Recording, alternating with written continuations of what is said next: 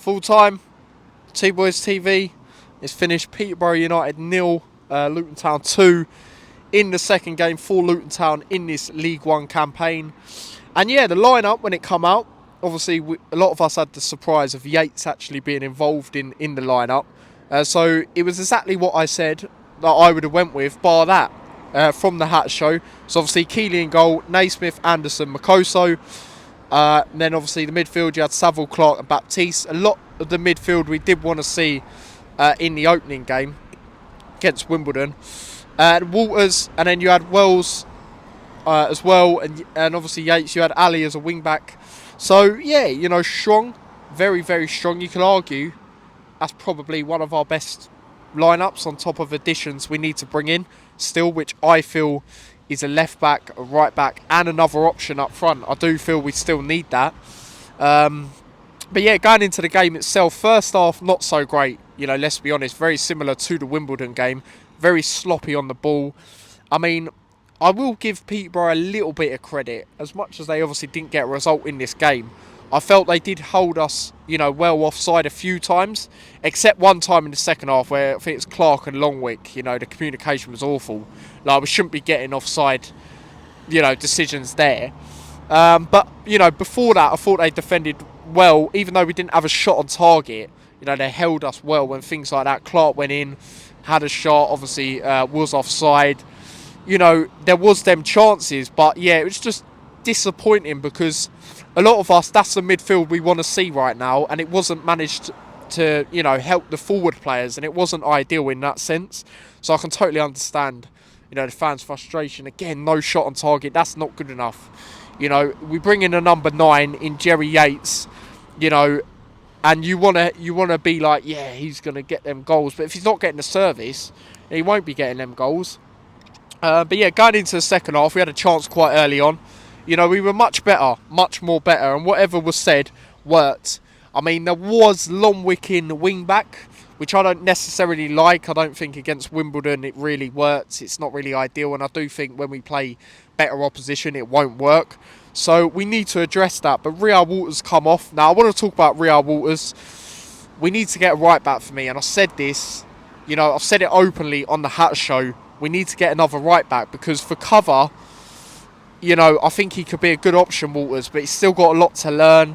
There was a moment in the first half where he tried to hold the ball out to let it go out, and he hasn't managed to. Do you know what I mean? There's moments he has, and I do worry, and I just think we need to get someone. For me, I wouldn't be taking a gamble and going abroad for this. I'd be getting someone who's got a decent amount of EFL experience to come in and be a starter on top of him for now. I mean, let me know if you guys agree. Do you think we do need a right back?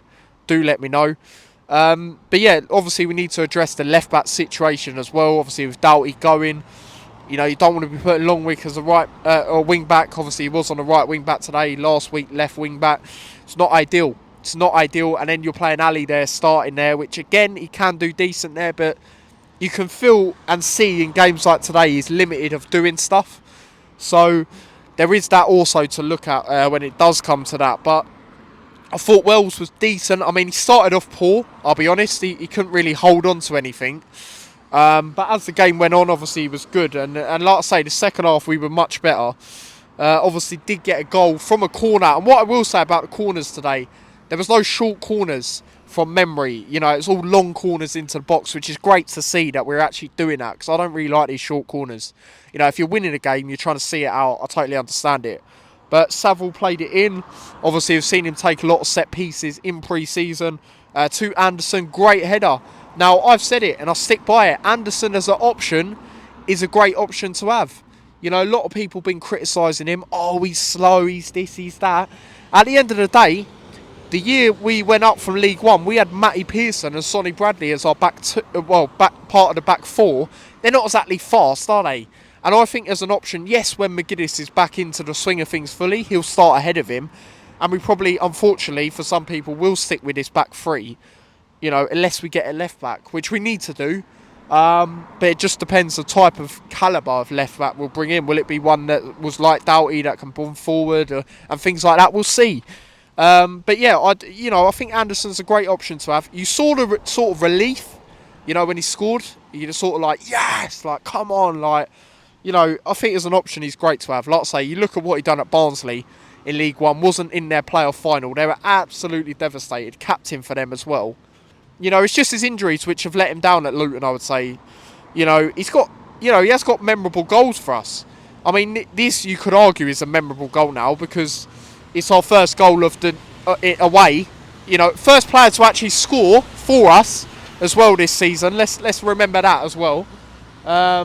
You know, one of our players.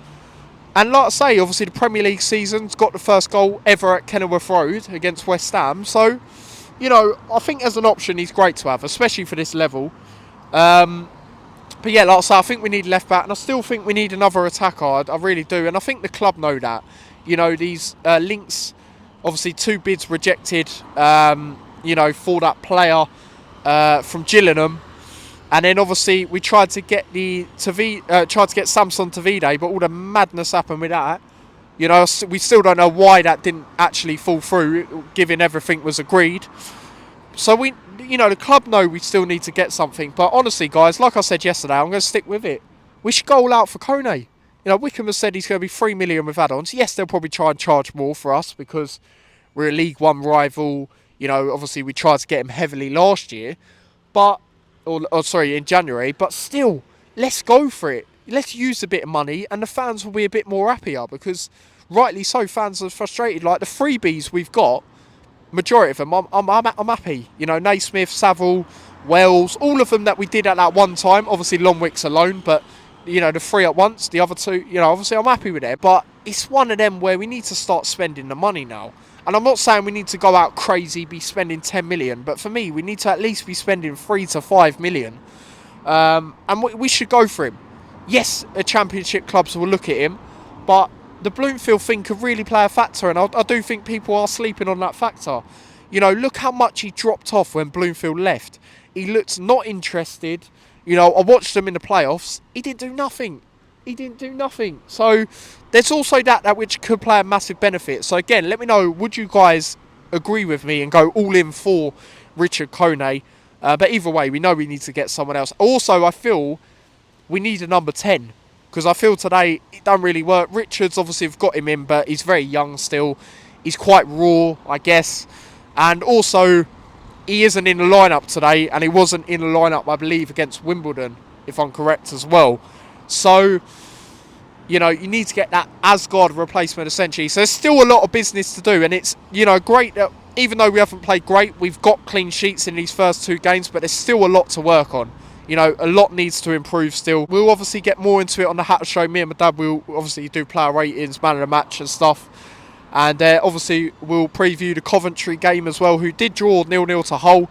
Don't think there's much to take from that though. I'm still taking that Coventry game as a free hit. I'm not too bothered. As someone said before, there's bigger fish to fry. So yeah, that's how I see it. But yeah, let me know your thoughts on the game. Luton fan, Peterborough fan.